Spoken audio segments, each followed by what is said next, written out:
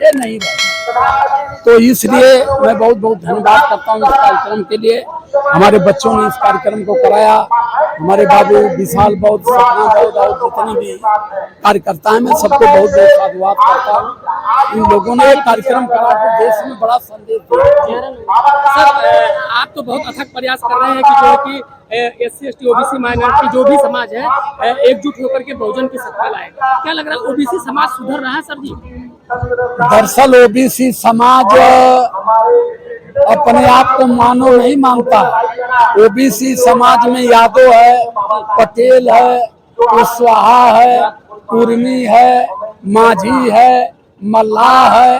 ये माझी, मल्लाह, यादव, कुर्मी, पटेल में फिट हैं, लेकिन अपने आप को मानव मानने के लिए तैयार नहीं। हमारी लड़ाई है कि पूरे देश के चाहे 52% OBC हो, SC ST माइनॉरिटी, सारे समाज को हम मानव समाज दें, क्योंकि हम तथागत बुद्ध को मानने वाले हैं, बाबा साहब अम्बेडकर को मानने वाले हैं, संत गुरु रैदास, संत कबीर को मानने वाले हैं। उन लोगों ने कहा कि देश में जितने भी लोग पैदा हुए, ये सारे लोग मानव समाज में पैदा हुए, जात बनकर कोई पैदा नहीं हुआ। तो हम उनकी विचारधारा को लेकर के जातियों से बाहर निकालकर लोगों को मानव बनाने के प्रयास में है। लेकिन यहाँ बीमारी सबसे बड़ी यादवों की है। यादव अपने आप के मानव माने के तैयार है ना। यादव करें कि ना ही हम ही रहे, हम आदमी ना आई। यही मेरा सवाल था आपसे कि जो यादव और अहिर में अंतर क्या है? अंतर कुछ ना। अहिर भी आदमी है, यादव भी आदमी है, आदमी भी आदमी है, लेकिन सारे लोग मानव। लेकिन अहिर इस समय यादव हो गया है। ये कहता ना हम आदमी न बना, मैं अहिर बन के रहो। अहिरे से कहा तो कहता ना हम यादव बन के रहो। बीमारी ये चीज है, क्योंकि हमारे लोगों, हमारे भारत के मूल निवासियों के दिमाग को हाईजैक कर लिया गया, इस दिमाग को विकलांग बना दिया गया है। यहाँ आदमी मानने के लिए कोई तैयार नहीं। केहू से कहा कि भैया का ना हो तो फलाने माझी, फलाने चमार, फलाने कुशवाहा, लेकिन ये ना केहू कहते कि भैया हम आदमी हैं। हम इस देश में एक ऐसे व्यक्ति हैं, हम न जात में है न धर्म में है, हम खाली आदमी हैं। हमसे केहू कही कि का हुआ भैया तुम्हारा नाम का है, हम कहला कि हम राजकुमार आदमी, राजकुमार मानो।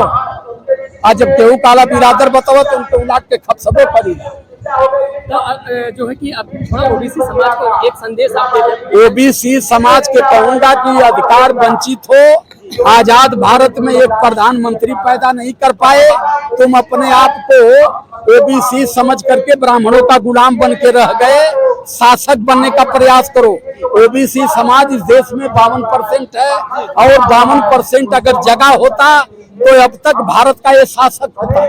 31% वोट से दिल्ली की गवर्नमेंट बनती है। अगर 52% वाले जान गए होते तो इस देश में बीजेपी का नार फेरी भी नहीं निकलता अब तक। लेकिन यही जो 52% OBC समाज की कमजोरी ऐसी रह गई कि आज तक ये सब उल्लू सेक के चोखा पट्टी खा रहे हैं। आई कुल खाली भैंस के पीछे घूम भैंस के पूछ खाली मुँह छेट के कदम, हाँ हम बड़ा सही है, हमारे OBC का नहीं। अब इससे बेसी बोलो तो मुंह से कुछ उल्टा निकल जाये तो सब भी कह लगे कि दिखाई गरियावत है।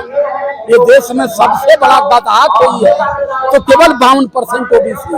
ये गधे आज तक नहीं जान पाए कि भारत के हम शासक लोग हैं। ये दूसरे के पीछे पीछे धूम हिलाते हुए घूमते रहे, कभी अपने हक और अधिकार को नहीं समझ पाए।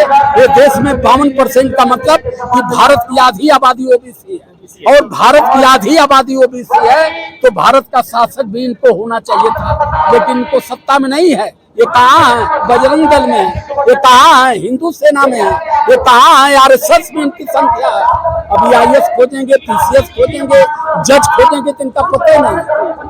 तो इसलिए मुझे दुख है, भारत में OBC समाज सबसे गधा समाज है। पूरे चैनल से आपके चैनल पर कह रहा हूँ, क्योंकि ये OBC समाज अब तक अपने हक और अधिकार को नहीं जान पाया, वैसे ही शानदारी में मर रहा है। मेरा आखिरी सवाल आपसे, आखिरी सवाल बस। आप जो अभी कुंभ में इतना बड़ा जो है कि बहुत बड़ा सरकार की तरफ से बहुत बड़ा एजेंडा लगाया गया कि बहुत बड़ा प्रोग्राम चल रहा है।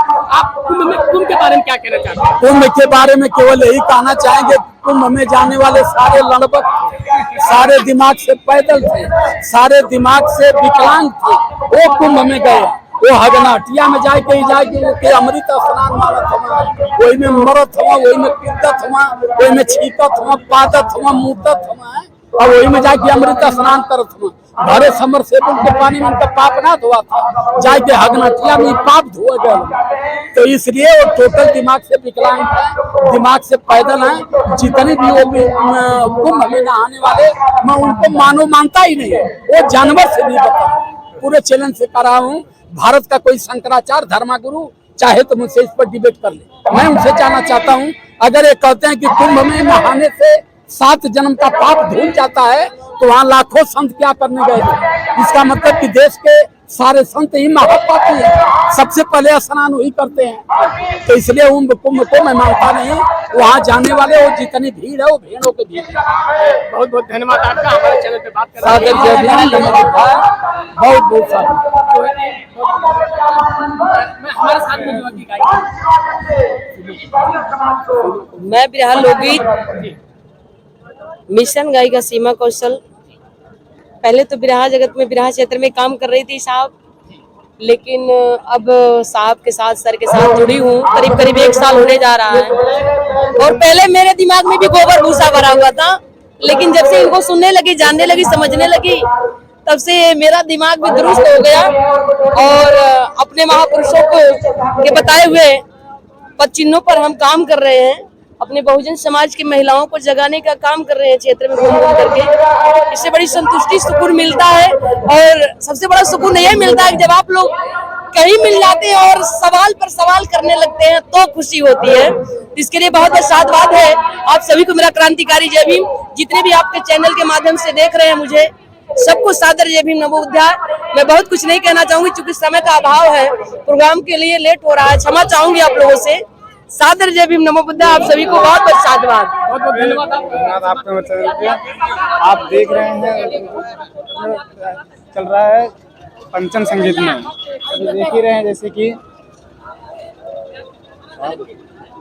रुक गया बाकी बना ले।